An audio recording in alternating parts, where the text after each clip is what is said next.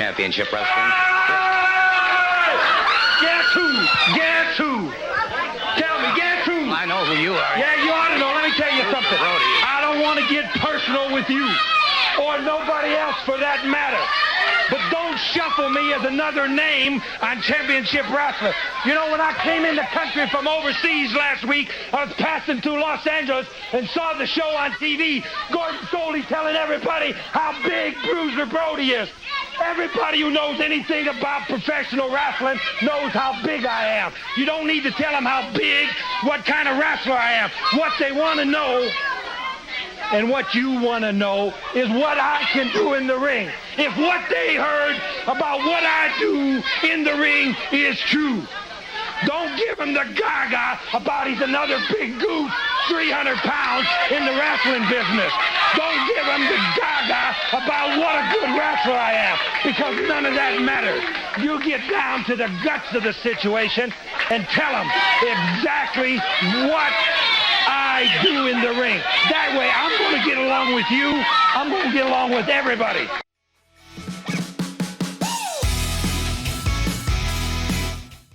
Of a loner in the wrestling business, and that's why really I was a bit surprised that you agreed to take part in this tag match today on Wrestling at the Chase. Surprised?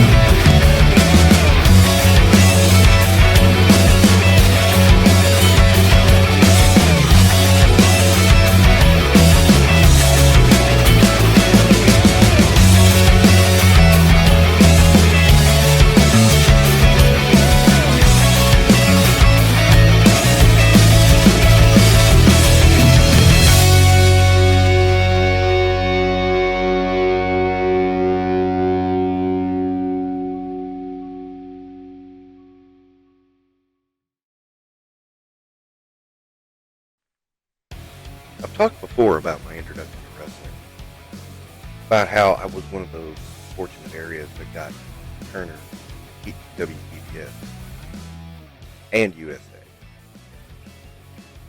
And I learned about the WWF and NWA around about the same time. I was also near the Memphis territory, so I knew who Jerry Lawler was. There was a lot of wrestling in this little small town where I lived. The thing about it was, it wasn't enough. After a while, I really got engulfed into wrestling. And for a time, I started buying up as many of the wrestling magazines as I could. Pro Wrestling Illustrated. They were fun. And they talked about things I never even heard of. Stuff from Japan, Mexico. And in those magazines, there was a mystique built up around one specific wrestler. Bruiser Brody. I never saw Bruiser Brody. I heard about it. And in those tales were bloody wars, the likes of which you've never seen or heard. Your mind could only imagine how brutal these were.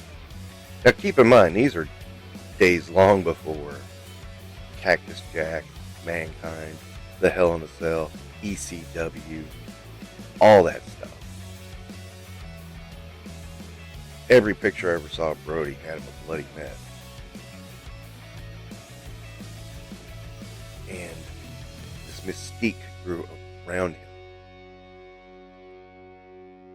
until he died, or rather was murdered, in Puerto Rico. The story's been told a million times. He was stabbed by another wrestler. Other wrestlers witnessed this, including Dutch Mantel and Tony Atlas. They didn't witness the actual confrontation, just the aftermath. But in that, we lost a talent in wrestling who was not ready for prime time. And I'll grant you, decades later, I finally discovered Bruiser Brody. I was a little let down.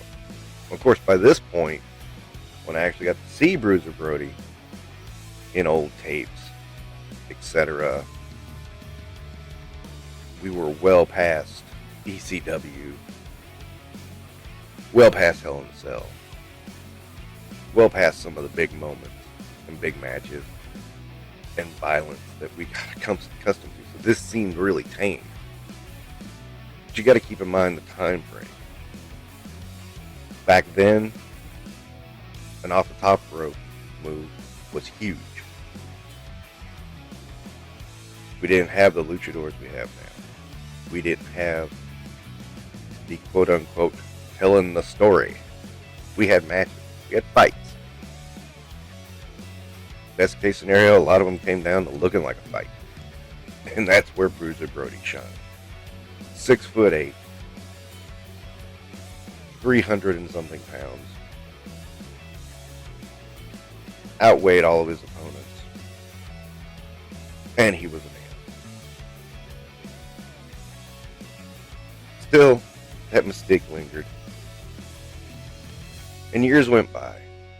And when I heard of Powertown, one of the first things I saw was they were going to have a Bruiser Brody figure. And to my shock and awe, they were going to have him with his hair pulled back. That sort of Viking look that he had. Not the crazy hair look that we usually see out of Bruiser Brody figures. I was sold. Yeah, the price is a little prohibitive. You know, an indie company. I try to give a little leeway to them. But I was sold. Brody just had an aura that captivated me at a young age. And even more so as an adult. The Powertown wrestling figures, they were a bold move. I wasn't sure about them, so I didn't go all in. I went with two, Magnum PA and Bruiser Brody, my two favorites. Brody, because of that mystique. Magnum, because I remember him so vivid. Both of them had tragic endings to their career and were very vivid in my brain. I will never forget picking up magazines when Brody was killed and being genuinely heartbroken that this guy I just only read about was gone. And there were mixed stories. There were stories that it was a fan that stabbed him. There were stories of something else. It was years before I discovered the truth of what happened to that. Still, I mean, even today I watch Bruiser Brody matches, and it's hard to put yourself back in that era of wrestling because it was so different. But at the same time, when you are into it, it's very entertaining. And that's what Bruiser Brody brought to the table. He was very entertaining. Now, his action figure is locked into this plastic prison. And it does take a little bit to cut him out, but he was taped in there in a clamshell with all of his accessories. And his accessory complement is okay. He has an open hand.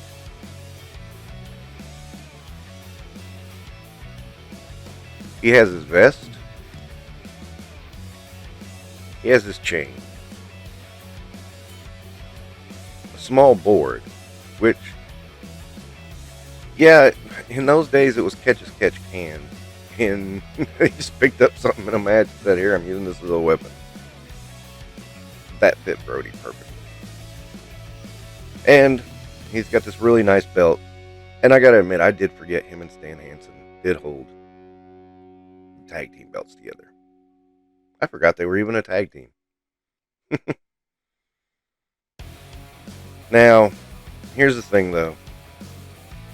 One of the things that sold me on Powertown was that the claim was, not only are they getting great belts, they are going to be compatible with Mattel. This was a big sticking point at the very beginning because they had revealed it was a 7-inch scale, and everybody said, oh no, they're not going to be compatible with Mattel. Well, they claimed that they would be. I was happy. Stan Brody beside of Rick Fleury, which, yes, they had a match in St. Louis, Missouri. And so obvious this is not the same scale. Brody, 6'8", Flair, I believe is 6'2". In the match you watch, yes, Brody is much taller than Flair. But not that tall. He's not a full head taller. More like he could easily kiss Ric Flair on the top of the forehead. Little off, unfortunately. With Brody, I'm letting it slide. Mostly because he was a really big guy. I mean, he dwarfed most people he was in the ring with. Now, overall, his look is pretty good. I mean, the head sculpt is pretty spot on.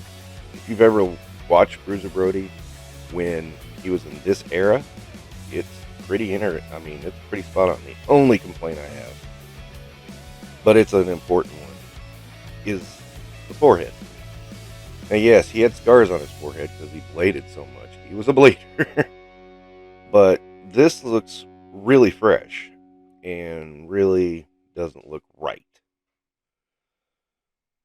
Now, I do appreciate the fact that they made the hair tied back, because a lot of his New Japan wrestling, that's the way he looked. For the most part, everything's pretty spot on.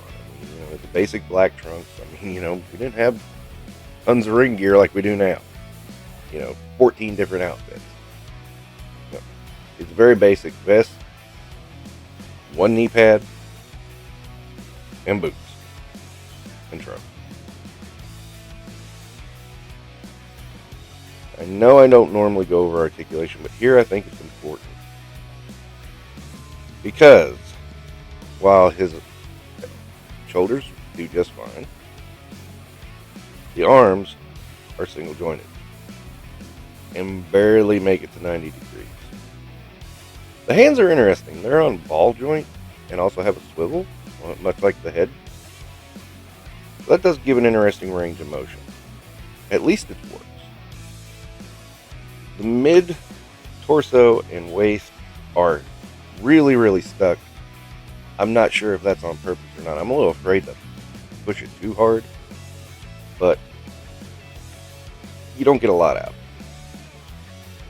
One of the big problems I have is with the hip and how they can kick up about that much. Which, if you ever watch Brody, one of his big moves was the big boot, and it kind of was important, and he can't really do it. If he tries to kick up any further, his leg starts moving to the side. Single jointed on the knees, get to about 90, rocker ankle, and of course swivel on the ankle. So already he is a little limited. I don't want to hate on that until I start thinking about the fact, there are also pins in this thing, and this is a premium price figure. Figure costs $45, before shipping and handling.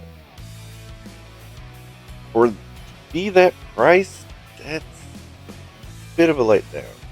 I did leave out, there's a cut in the bicep. Sorry. Just was getting down I was thinking about the leg issues, and I wasn't even thinking about what's fully in the arm. Sorry about that. And, there's no thigh cut, nothing to move the legs around. I mean, yeah, it's a tiny bit disappointing for such a premium figure.